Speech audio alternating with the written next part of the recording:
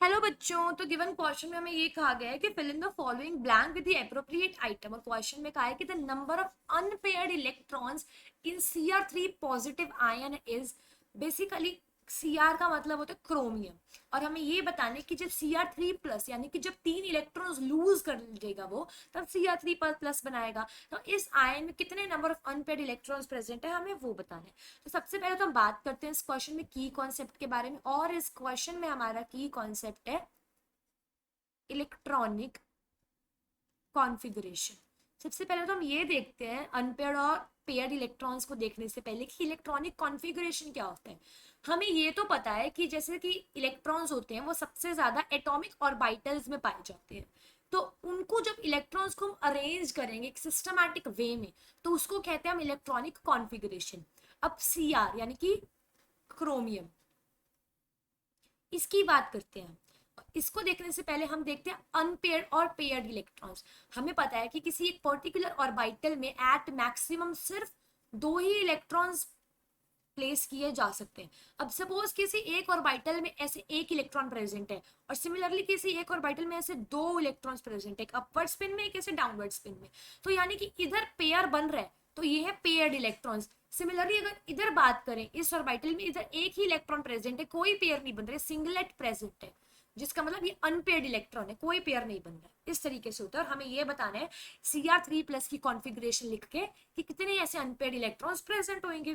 तो क्रोमियम है, क्रोमियम यानी इसका एटॉमिक नंबर होता है 24, यानी कि टोटल नंबर ऑफ इलेक्ट्रॉन्स इसके केस में होंगे 24। अब सबसे पहले तो हम लिखते हैं इलेक्ट्रॉनिक कॉन्फ़िगरेशन क्रोमियम के लिए, जो कि हो जाएगी 1s2 2s2 2p6 3s2 3p6, उसके बाद हो जाएगा 3d5 और 4s1। इस तरीके से ये होगी Cr की इलेक्ट्रॉनिक कॉन्फ़िगरेशन। अब हमें लिखनी है Cr3 प्लस की, यानी कि जब 3 इलेक्ट्रॉन्स लूज कर दिए इसने। अब एक इलेक्ट्रॉन तो ये 4s1 से लूज करेगा, एक किधर से कर देगा, और 2 बाकी इलेक्ट्रॉन्स 3d5 से करेगा। और अब इसके केस में इलेक्ट्रॉनिक कॉन्फ़िगरेशन अगर हम पूरी लिखें Cr3 प्लस के लिए, तो वो हो जाएगी 2p6 तक सेम, फिर 3s2, फिर 3p6, फिर इधर रहेगा 3d, क्योंकि यहाँ से 3d5 में से 2 इलेक्ट्रॉन्स लूज कर देगा। एक इलेक्ट्रॉन तो 4s1 से होके 2 3d5 से हो जाएंगे, तो यहाँ पे हो जाएगा 3d3।